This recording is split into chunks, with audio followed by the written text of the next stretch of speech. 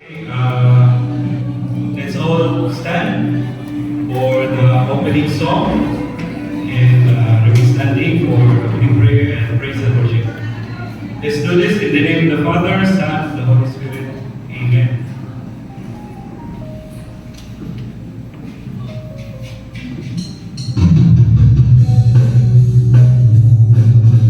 Come, let's go up to the mountain of the Lord, to the house of the God of Jacob. Come, let's go up to the mountain of the Lord, to the house of the God of Jacob. And the Lord from Zion.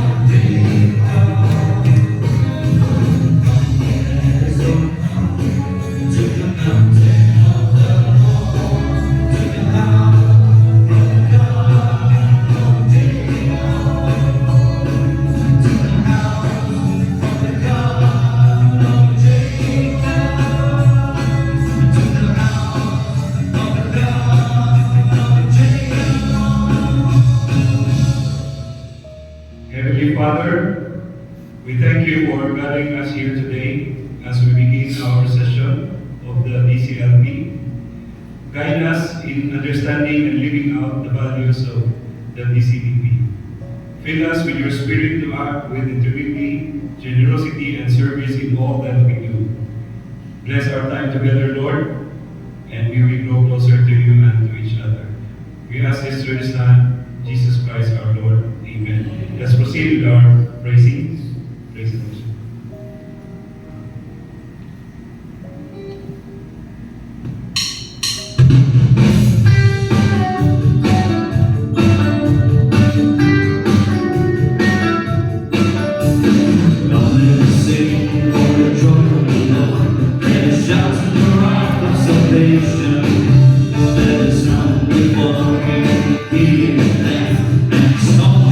Music and song.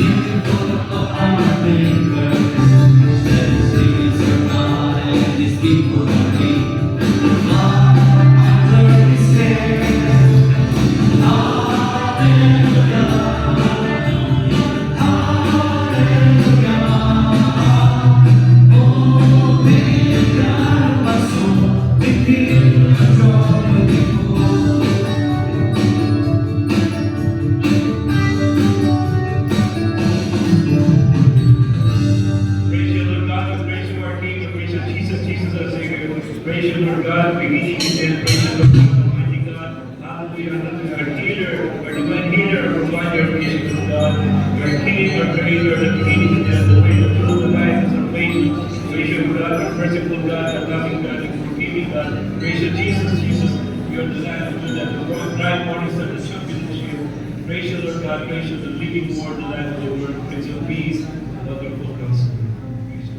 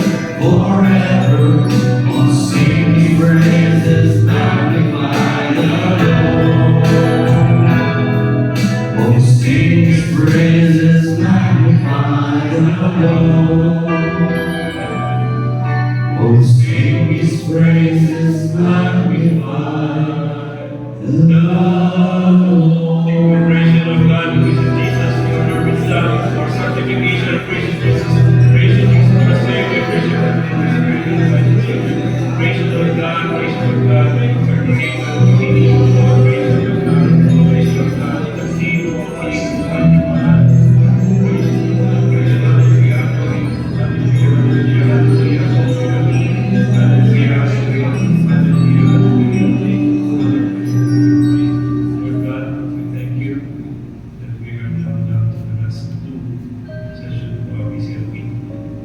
continue to bless and guide all of us, the speakers, the participants, the discussion concluders, and assistants and the servants. We bless this place, O Lord, as we start our session with the first speaker. Amen. In the name of the Father, the Son, and the Holy Spirit. Amen. Okay, so,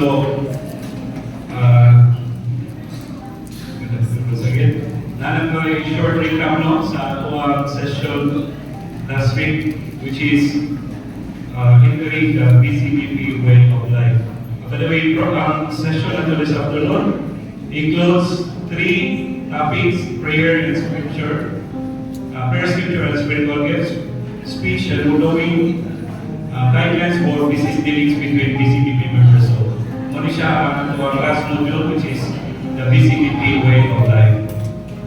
So, just a short recap of what has been discussed last week about the entering the BCBP way of life now. There's no community possible without participation. So, we really ask you to commit your time and of course your resources in participating our activities. So these are just sa akong ma-recall no, sa mga activities nato.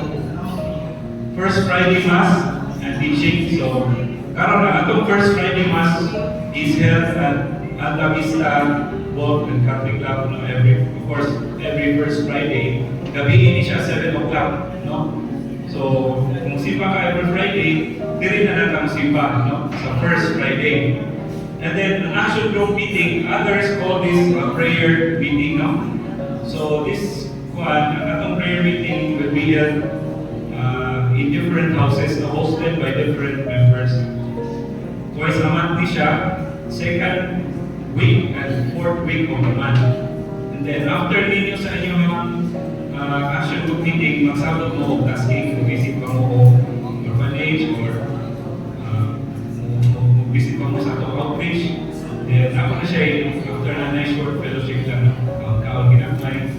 And then, ang atong breakfast, aware naman mo, ang atong breakfast, natay chapter breakfast which is 3 or sometimes 4 times depende sa chapter. But nato tayo regional breakfast and area breakfast. Once a quarter lang din siya. So, ang atong praise and worship at General Assembly is once a month. No, it will be announced mostly after na siya sa atong breakfast. And then, number 5 is the national. Number 5 is the National Annual Convention, which is karong July natay annual convention dito sa Davao. Okay? So after pwede na mo join kung na-vice class mo wala naman siguro. So, and then we have family day. Usually atong family day sa summer ni siya, March or April, May, but then usahay move siya sa other months. We also have sports fest, no? Sa atong sports fest we have bowling, basketball, volleyball, cheer dance, bowling, badminton, volleyball, basketball, cheer dance. So, and then every December, natay Christmas party, and then during Holy Week, natay Week of the Cross as a whole community, and then mag-visit ang Iglesia Santa, and then formation activities, you have trainings, recollection during Holy Week, recollection before Christmas, bright shop,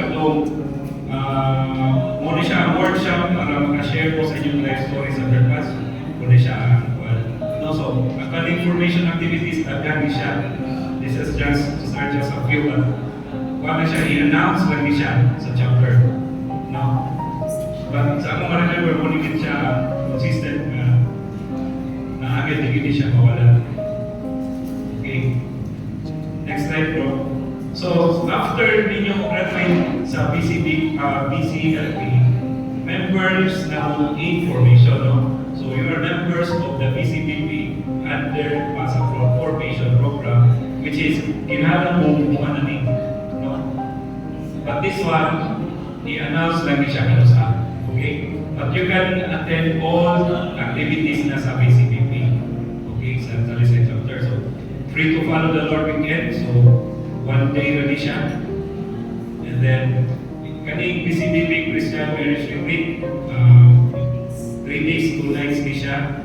And then Christian Business Retreat, 1 day ni siya. And then PCPP will like 1 day na siya. So ang taas na nila, PCPP Marriage Retreat lang, at sa rest, 1 day lang. Ang half day lang na kung pwede. So let's proceed with our first topic now, the prayers, scripture, and spiritual gifts. Our speaker this afternoon is homegrown speaker na siya. Ka-watch din ako siya sa CLP 4. Kabas mo ni Putsutso, Ibro yun no? Aming kanubanan. So 20 years na siya sa PCPP. By profession, he is a lawyer. Married to beautiful wife niya, si Sis Jane. They have 3 kids, 2 boys and 1 girl. So please welcome former chapter head today ni siya na to, no? Former chapter head. Please welcome Bro Attorney Rafi Matico.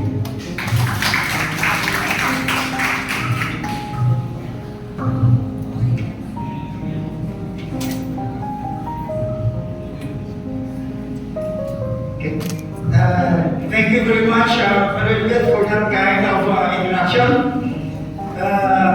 Jadi lagi pag-pray over ni Father Chocho, gilimahin din ni Father Chocho kaya kita mabubuana sa CLP4. So, tataon na namin sa CLP4 2014. 2004. Okay? So, since I already introduced by Father Elliot, I think it is important for me to introduce also my partner, my long-time partner.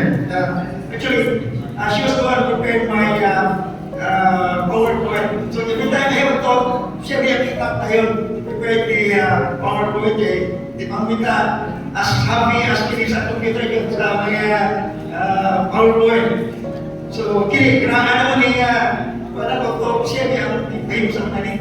But lately, sa karon nga dala ko bata nga college na siya lang nagkakaroon na basta yung mato siya lang mas expert naman ang mga bata, no? Mag-expert ko kayo. Okay? So again, good afternoon, brothers and sisters. Good afternoon, brothers and sisters. Kapila. This has been 8 weeks na rin, yung pinag-2 weeks na.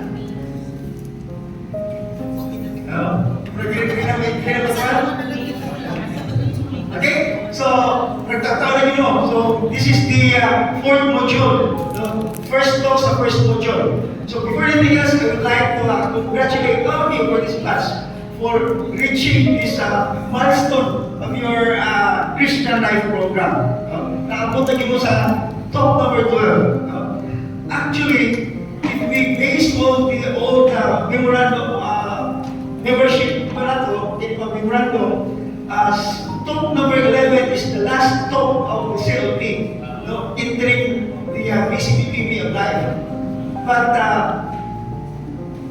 becoming a graduate of CLP does not mean that you're already a member. As discussed by Brother Elliot ago, you have also to undergo several formation teaching. And incorporated in the Christian Life Programs, kini atong way of life, no? PCPP way of life, the cultural talks. Some of the Christian organization, I don't know sa Corpus Christi, they have this cultural talks nila, mga cultural talks nila sa ilang community. Pasato, i-incorporate nila just to acquaint you kung sa yung practices na ito. No? Although if you can see the topic, prayers, scriptures, and spiritual gift, this is a review. Diba?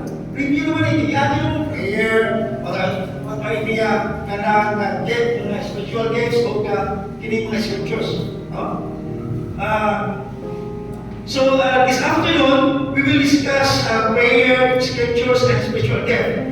The goals of this talk as embodied in our manual to motivate you participants to make prayer a priority in our lives. Second, to teach you the right use of Scripture. And third, to encourage you to use the spiritual gift for the good of the community. So with that, I presume that you are familiar with our topic, prayer, scriptures, and spiritual gift. I consider this topic partly as a review of your previous talks. For prayers, you have the vocal prayer. Many talks about vocal prayer, the praising and raising of hands, and the talk in the growing in the relationship with the Lord. Diba, naka-discuss na just a review. There's an outer limb, the house is represent Jesus Christ, and there's a spokes that joins the outer limb, and that outer limb is considered as the daily lives, prayer, studies, services, sacraments, and community life. So just review lagi siya to. Scriptures, of course, since the start of the assembly, the speaker provides you with the scriptures. In the Bible, no? Iba kung saan yung scriptures. So, tingnan natin i-discuss tayo. Then, spiritual gift. Before the baptism of the Holy Spirit, i-discuss ninyo, in the life of the Holy Spirit, which is the preparation sa baptism. I-discuss mo din. So, basically, our topic is a review. But, what's really the reason why this was incorporated by the manual? Okay, review naman siya. As I said, the approach sa atong topic is in line with our cultures, cultures sa PCBB. Rely with the cultures, rely with the forms of prayer, rely with the way of praying our God. So, only purpose of the Lord. Okay? So, to start with, what is prayer? As mentioned in our PCBB manual, prayer is the primary means of establishing and maintaining a deep and loving personal relationship between ourselves and the Lord. Between ourselves and the Lord. This is the way of communicating and connecting with our Lord. Kung sa cellphone na, layo kayo itong kinikalang, butawag na, muna siya sa cellphone, how to connect our loved ones. Okay. Sa kanang system ng Catechism of the Catholic Church, paragraph 2559, prayer is the raising of one's mind and heart to God, or requesting of good things from God. O kung gusto yung prayer nga, dito mga kayo, everything should be good thing. We'll keep on asking good things. O pag siguro yung prayer nga, kita mga kayo, good things na. Okay? Now, have you remembered your first love? What is the topic of your first love? Who is Jesus Christ? Who is Jesus Christ? Now, can you remember in that talk that Jesus Christ invited you to have a personal relationship with Him? Remember ko na? Does the speaker ask you whether you will respond to the invitations of Jesus Christ to have a personal relationship with Him? Of course, in that talk, Jesus Christ invite you to have a personal relationship with Him. And your presence today, this afternoon, is a great manifestations or a complete evidence that you really accepted the invitation of Jesus Christ.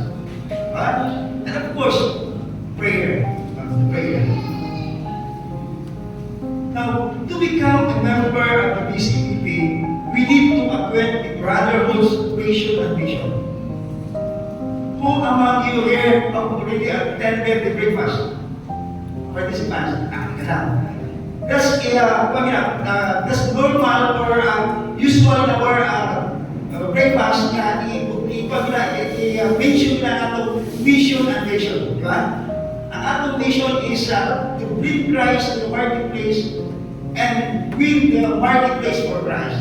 Now, if we have no means of establishing relationship with the Lord, how would we bring Christ to the marketplace? And how would we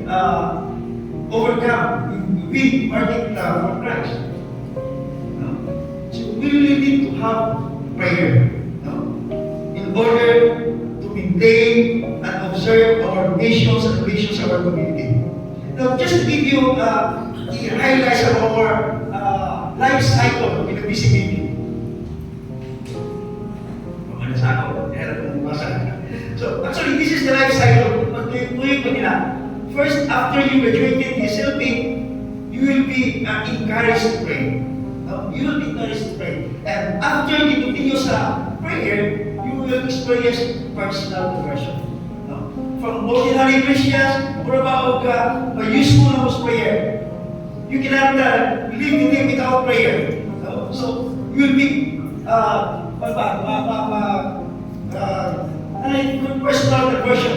Now, once you have a personal conversions, you have to practice the way of life, the BCBB way of life. Kaya atong prayer, visions, how to maintain our membership community, the way of life. Now, once you already live in the community, practicing the way of life, you are already ready to set off for a mission. And what's our mission? As an evangelizer, to win the marketplace for Christ. Actually, BCBPs, we're about an evangelizer. We have to win the marketplace for Christ. But despite the fact that you're already evangelizing, you're already you spread as a word of God, but still, you have to continue to pray and continue with personal conversions. So, cycle na siya. Cycle na. So, with that cycle of our membership, it's really important to have prayer. You need to practice prayer every day. Okay? Now, we Catholic in different ways pray. The Catholic Assembly, the Catholic Church, names major expressions of prayer. There are 9 classes of prayer. We have what we call as the vocal prayer. By its word, vocal means we have to vocalize, no? Vocalize. What is stirring in our hearts and in our soul. This is really what we adopted and we practice in BCBP. Third is meditation. To meditate or to reflect or think about that. Okay. And third is contemplative prayer. I remember the Saint or Mother Teresa, the icon of contemplative prayer. Siya rin mas kaya rin expertise at contemplative prayer. So, contemplative prayer is it is a sort of resting quietly with the presence of God. Just patuloy na ta. With in mind that God is with us. Musunod na ang Holy Spirit. Okay? So, if you have to sum it up, these three expressions of prayer, when we talk about vocal, it involves mouth. Meditations involves mind. And contemplative prayer, it involves the heart. Okay? As I've said, BCBP adopted vocal prayers in all our minor and major activities. So, kung natin mag-lyrics, we usually adopt the vocal prayers yun. In fact, just before the opening, na tayo prayer to, i-vocalize na to. Because that's what we practice. Of course, except if you are in the public places or in the church, you will not observe this vocal prayer. Kaya ma-disturb mo itong mga upan ng mga church goers, diba? So, sa atin lang activities natin. Now, in our local prayer, we follow the simple steps in Acts. Acts. So this is our practices na. Kanang gahit nato if we pray. What is this Acts all about? Acts means adoration. No? To adore God is to worship and praise Him, to honor and exalt Him with our hearts and mind and with our lips. Adoration expresses our complete trust to Him and reflects our confidence that He hears us. Simple adorations, just like saying, Heavenly and loving Father. Simple adoration. The Creator of heaven and earth. You are King and you are everything to us. Adorations, that's adorations. Second is confession. According to them, if we begin our prayer with adorations, if you adore a person, you have to consider ang iyang criteria o iyang pagkatao. So, if we adore God, saan na Ginoo? Kahit, forgiving. If we continue to adore or to worship our God, gradually, makarealize sa kalimutan mo. Am I worthy of what God did? Sa magiging description, sa magiging characters nito. He is kind, He is forgiving, everything. So, gradually, makarealize ka kung sa katawa na ka, comes the affections. Magkaiba na ka, saan nagyay ka ito? Hindi ko press mo. So, dito tayo nga, our prayer start with adorations. Because gradually, maka-realize kasi kung sin comes the affections. Okay? Then, after confession, we have thanksgiving. No? Masalamat kita. Bisa, pagtuunin mo mga kay nadawag ka rin na adawag, dili kinasakto. Because in a day, you receive thousands of blessings from God. Para di mo ma-realize. Wala na ito ma-realize. Kaya pag matalan na tunaan, buhit na, that's the gift from God. Gift of God. So we always give thanks to the Lord. According to Thessalonians 5:18, no matter what happens, always be thankful, for this is God's will for you who belong to Christ Jesus. Okay? Then last is supplication. As I said, wala doon, kung mag-pray with that, there's something ngayon. No? There's something ngayon. So, supplication presents our request to God. God is our Father, and He is delighted when we come to Him with our request. Because God is our Father. Malibay ang atong amahan niya, bulong kita, pero ngayon ka. No? So, kung kita, kung naatay ang prayer, part of our prayer, kung nakita supplication, nahinundong ko sa akong college pa ko sa engineering, kaya akong kabulpit, kabukoy kayo, siya, may nagpagana magsuwa sa akong pinigkanan, ay, kung sige, suwa ko siya, ang puro tinapang gusta. Kung niya, gusto kayo kong kibayo siya, wala pa. Kung gusto sa ulan, pagkasunod niya prayer, hindi mo na siya, sunod niya letter, hindi siya, pasado akong first letter, makayong kwarta. Makayong kwarta. So, yun ang ginagawa sa lahat. Okay. Supplication, I remember when I and Jerry decided to have a second baby after our the delivery of our eldest daughter. Bigay ko hindi nakaanak, ikaduha. So we prayed, we visited the doctor, para lang yun nga, di ba hindi ko bigay sa nakaanak. At that time, we really pray to God nga, babae mo, pero na mo, we really pray for a baby boy. We serve the community. Arsa-arsa, kinunod-tan. Pag-ibog, kanang aray sa lingkunanan, ako na trabaho sa una. We bombarded heaven with prayer. Ask for discernment. Just to have a baby boy. But through His promises. true to the promises of God. So yun, nagka-anak ko siya lalaki. God is good all the time. Yan, Ginoo, mahatag pag yun o kanabang bonus. No? Wala may mag-pray, alam may bata, unexpectedly, may attended the national television pag yun, those days, si JC, katuloy, yung lalaki pag yun. Bonus pa yan. Just how many guys ko doon? Ngayon kita na pwede bonus. So, pag ulit lang pag sa national university, diyan na siya nag-ibaw, mag-bonus di sa ikatulog yan. Paano may mga yun? Bonus ni bonus. So, wala nga, pray lang yan. Praise and sisingly. Wala yung utang. Okay. Now going back to the steps, it is not necessarily that we have to follow the sequence. Some start with adoration, thanksgiving, confessions, and supplications. Depende na sa yung practice mo.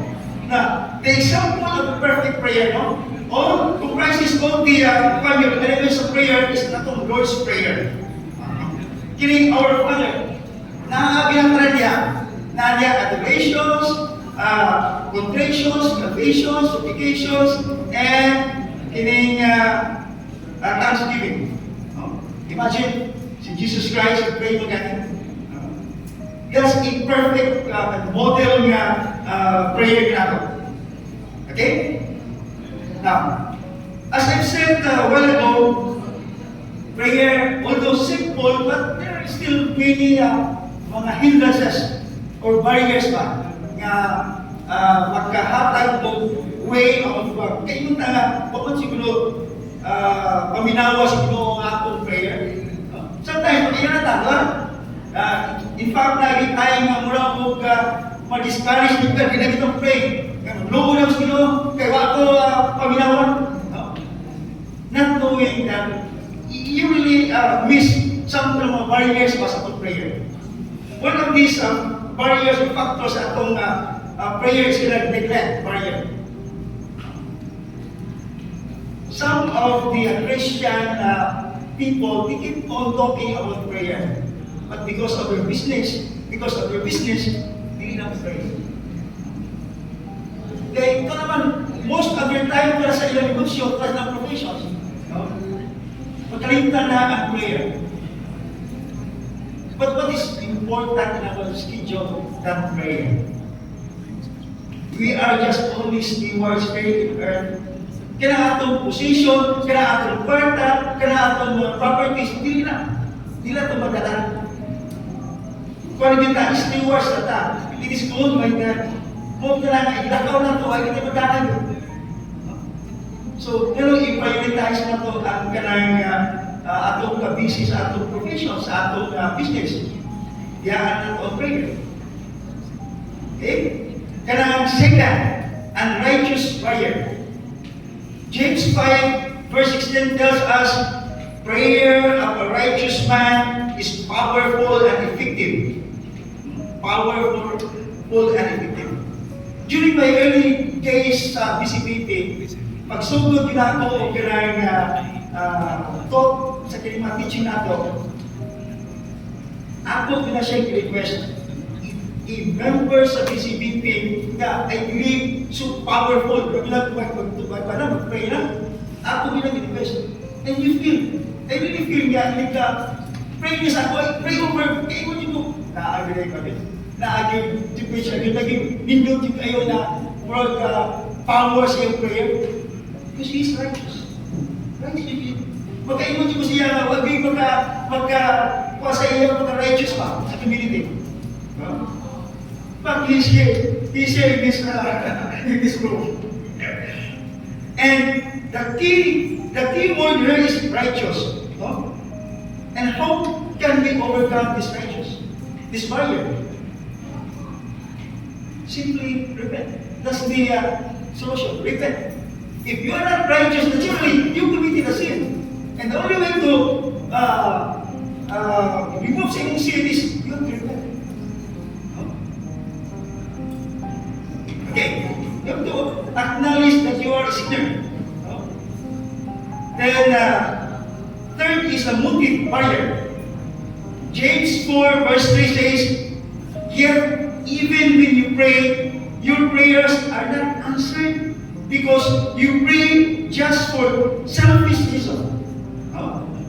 Prayers go unanswered when our motives are not right.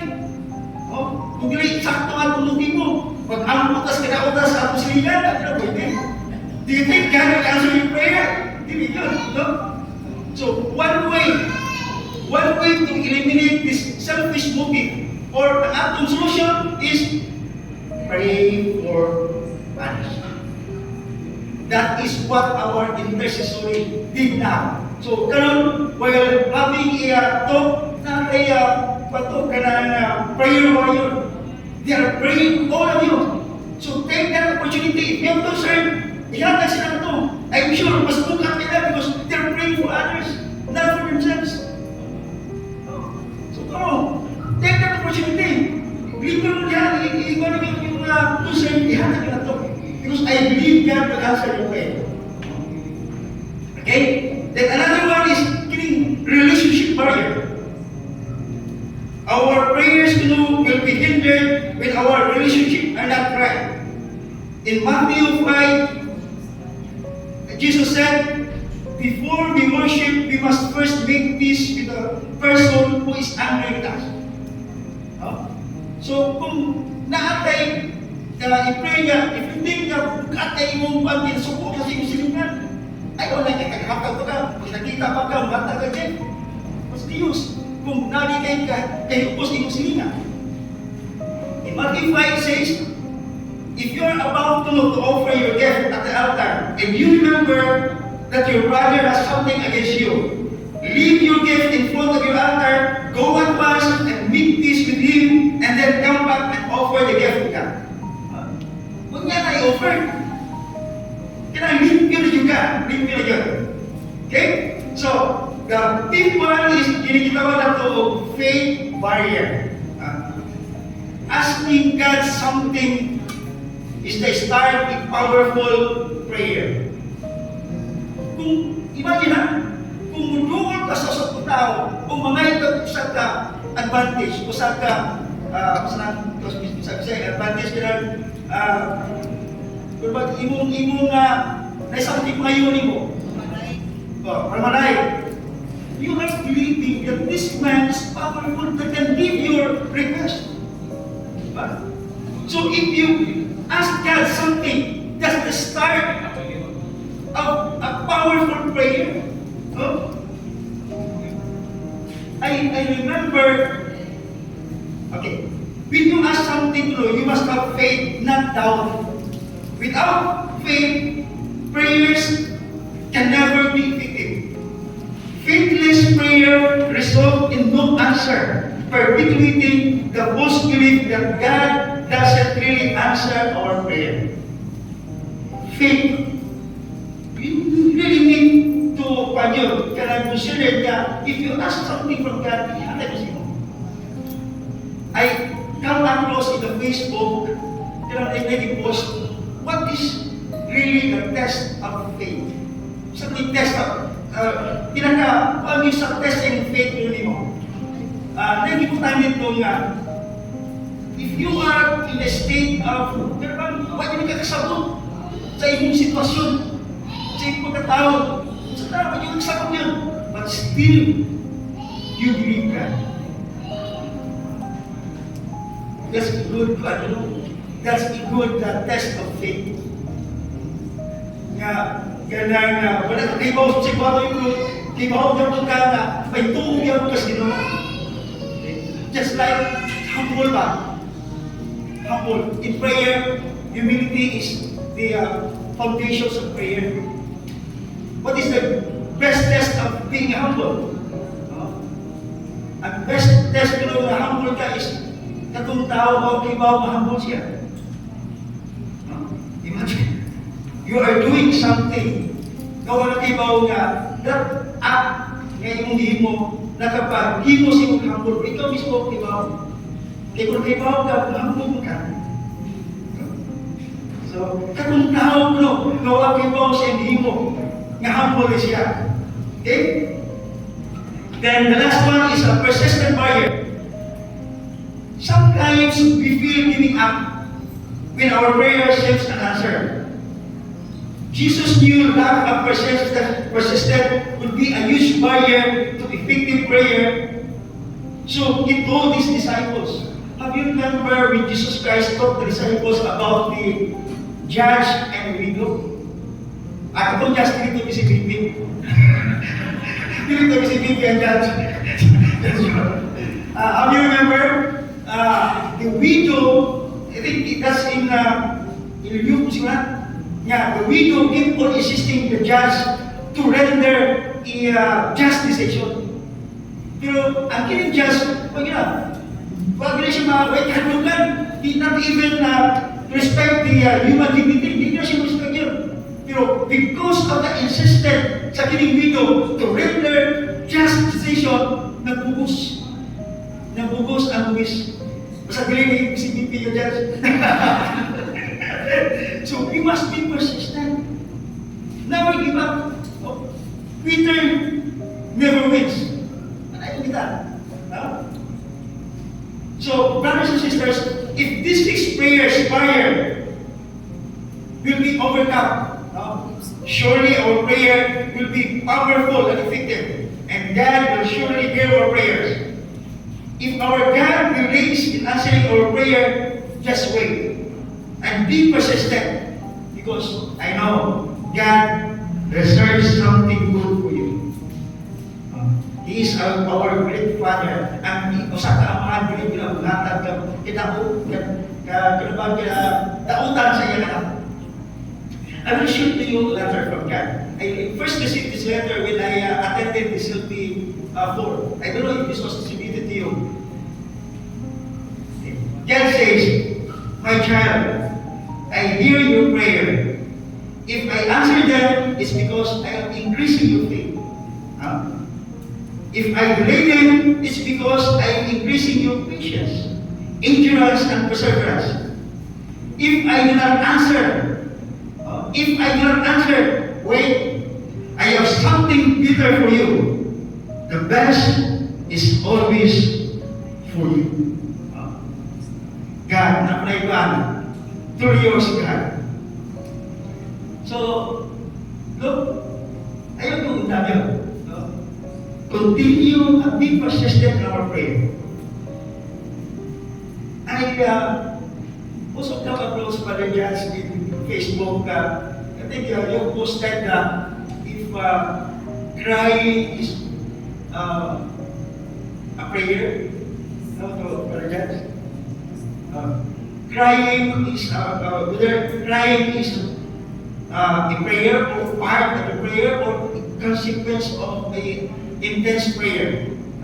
Sometimes in the communal worship, hindi kita ka pugong makakilata. So, matubasa, in the Bible, there are some verses that supports nga sa kanang mga paghila during the praise and worship, during the prayer. I have here Psalm 24, verse 17 to 18. The Lord hears the cries of His children when they call out to Him, and He is near to the brokenhearted. So even the Bible speaks of crying during prayer. Actually, crying during prayer is not only acceptable, but it is also a powerful way of communicating our deepest emotion to God. So we should never be ashamed during the assembly kung tanawin mo na kailangan just i-release yung pain. Because if you release your pain and burden, the Holy Spirit will come in and will heal your pain. Unay ilang interpretations. At kini kuno there are also types of kini bang crying during prayer, di ba? Natay crying for repentance. I think King David prayed and he cried because he repent of his sin. we have also crying for sorrow. Even Jesus Christ cried when he heard na iyang friend niya namatay, di ba? Another one is crying for joy when the Bible, itong mga Israel, yung pagawas na nila, ipabalik na sila. So they really cry for joy. Itong mga Israel. Then we have also tawag nila o crying for intervention. If you believe na, or if you heard sa kanang mga grabing mga problema, kanang mga calamities, makahilat ka tungod sa imong simpati sa ibang mga kauban mo, just crying for interventions. And for me, crying actually is paano siya nito, kanabang it is a way of expressing our emotion. We are also surrendering ourselves to God if we pray. If we seek first, surrendering ourselves to God, acknowledging our weaknesses and our need for His strength. Okay? So much for that prayer. Magkastaas po prayer ako, 1 hour, kapit ang 1 hour, I have to proceed to the scriptures. The scripture often called the Holy Scripture. It is a sacred writings of Old and New Testament, both together. They are not purposely included in the scripture because once you decided to join or commit the BCBP, you will be incorporated in the action group. I think this was discussed by the previous speaker and summarized by Brother Evan. You will be incorporated in the action group, and in the action group, you have to have an action group meeting wherein the group will have to read the scriptures in the Bible. And I understand after you graduate the BCBP, you need to follow you need to attend the basic formation. Kung pagkakiingon ni Brother Evan. Okay. And during that period, murag ka really pasiguro mag-practice o action group meeting sa Bible sharing. Ang iyong action group leader will just make it follow up kung saan may improvement sa inyong agian teaching. Say for example, free to follow the Lord. After the free to follow, next teaching niyo is i-follow up mo kung sa inyong improvements ninyo. Until such time that you graduated and finished this four basic formation. So after the basic formation, ang ako siya suggest sa akong part is we need to have an action group. Teaching sa what is an action group. Last Friday, Brother Nelson talk about the action group. What is an action group? Importante finish action group after you finish the basic formation. Okay, muna i-follow ninyo. During the formation period, muna follow up mo to deliver gini nga basic one action group na makakita ko mga Bible reading. Okay? So,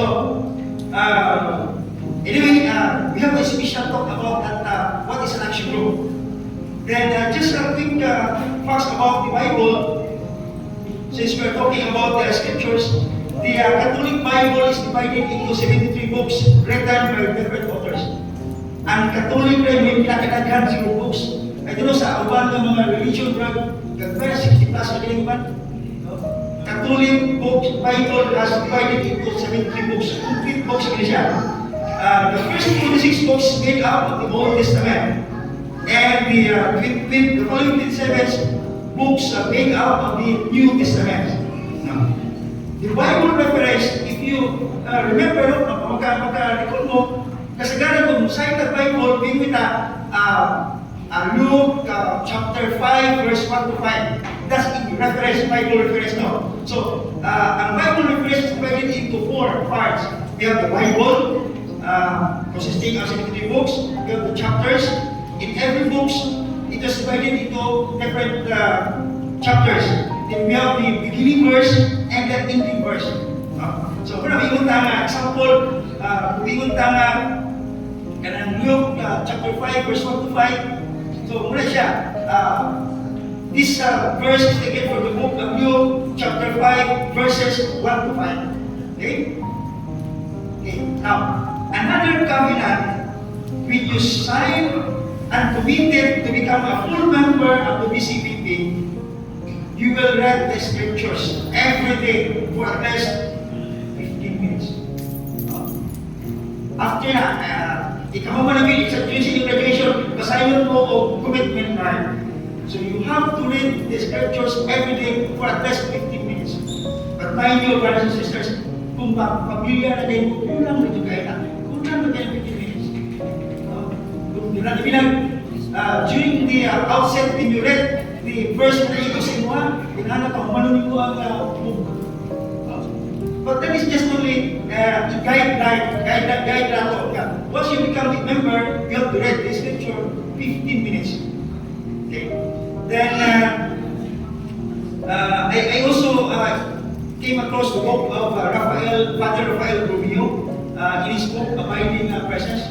He also suggested, recommended the practical methods of praying in the scriptures. The T and 4-piece. The 4-piece na kwarta matas mo po yan. Ang time block, you have to find regular time where you can spend prayer each day. Second, please posture. Kaya kini kong reading sa Bible, unlike sa atong ordinary prayer, isang mag-drive down, pwede ka mag-pray. Kung kini reading sa scripture, you need to place you na magkabasa yun ka. Then, preparatory prayer. As I said, you need to praise and thank the Lord before reading. Every activity you have as a atong guide is we have to start our activity with a prayer and end with a prayer. So, before reading the scriptures, we have preparatory prayer. Then, passage, of course, reading the passage. And it was suggested by Father Rubio that you have to read aloud the passage of the Bible para makasink in sa mong kabalino. Ang voice mo nimo, if you read, hindi lang mapapit ito sa imong lungkat, dindot kayo pinahon. Unlike kung through mental reading lang, nahidyo ko tayo. Just a suggestion niya, read the Bible aloud so that maka-heard ka and makasing sa imong kabalino sa imong system. The last is presence. Always consider that while reading, God is with you, in your presence. Because that is the Word of God. Always consider reading the Bible, that's the Word of God. That's the Word of Jesus Christ telling you something. Okay? So, again, we will not delve further about these scriptures because, kung ato ginigil yun sa iyan yung pinakakuan yun, kung dugay kita, it takes siguro po siguro. And I know Brother Justin, na yun usaka subject yun ang ginig scripture. The nine interpretations. And I remember that Father Balili, when he has ito yung yung sermon niya sa atong yung magkipaglaro yun, the nine interpretations yun. So, ilang yung tawag pa sa interpretations kaya we have to study the culture, we have to study the phrase, we have to study the author's books. So, isa nyo kayo. Ito yung example of brothers and sisters. Do you think God, Jesus Christ is brothers and sisters? So, depende na sa interpretation. So, di lang tayo ngayon na ang ato lang is what's the real use of the scripture in our action meeting. We have the 7 steps that we follow. Di na namin i-discuss. Okay, so, happy lang tayo. We have to proceed with the last topic, the gift of the Holy Spirit. Okay? We have 9 spiritual gifts, and this was divided into 3. The teaching gift, the sign gift, and the last is revelation gift. So I think I no need to explain this further because I understand this was discussed also by your speaker, in the previous talks. What my concern is if we have this kind of gift, So if we have this kind of gift, we have to share this in our community. All the gift that we receive is for the good of the community. So that's one of the goals of our talk. No? So one way of using our gifts is through service to our community. If you have a gift of knowledge or talent in music, you can join the music district. Nagagawa ko hindi na tayo dapat kung isa'y mo-serve sa music. If you have knowledge about speaking or teaching, you can join the Speakers Bureau. And any other service ministry in our community na align sa inyong mga gift niyo. And I tell you, brothers and sisters, in service, we will grow. We will grow. And you will be developed as a good member of the community. Now, if these gifts that we receive and combine and contributed for the benefit of the community, I don't think that we cannot attain our mission and vision sa community. So magkuha ginagawa ang ating visions to reach the marketplace and win the marketplace for Christ. In Corinthians 14, verse 14, spiritual gifts are meant not just for a person who has received the gift. They are also given to help build up the body of Christ. O Muslim body of Christ in the church. Sa ato sa community. So, if you receive, brothers and sisters, this gift, use them to glorify and honor God, to build up His body, and for the good of our community, the BCPP. So with this, brothers and sisters, I challenge each one of you, to be the catalyst of change, to be a model of an honest and prayerful professional and businessmen and women in the marketplace. So I candidly urge each one of you to start the soonest possible time, or after this talk, start with a prayerful prayer while we have still time, not the time we live. As Edwin Harvey once said, a day without a prayer is a day without a blessing. And a life without a prayer is a life without a power. So in closing, brothers and sisters, allow me to share with you these conversations between a young man and an old man. I also got these conversations sa Facebook. The contest, the picture, saying niya, ako copy na ako. So, according to the conversation, nasa promote na ako dito. So, I read, one day, a young boy asked an old man, "Sir, which is the best day to pray?" The wise man, old man replied, "My son, the best day to pray is the day before you die." Is the day before you die. The boy was astonished and replied, "Sir, how can I know the day of my death?" And the old man answered, "No one knows the day of his death.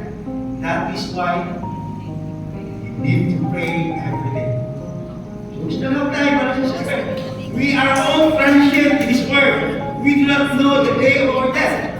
We need to pray, and which and when is the best time? The best time? Asap. Saan ang asap? No. Saan ang asap? Always say a prayer. Thank you and love you.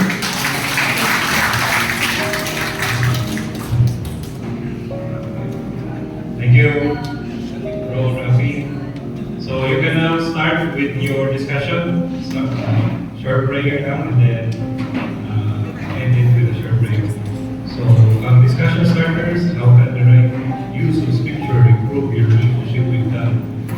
Then after this talk, what changes can be incorporated in your prayer that will improve your prayer life? And how do you hope to use your scriptures? Nasa sa inyo,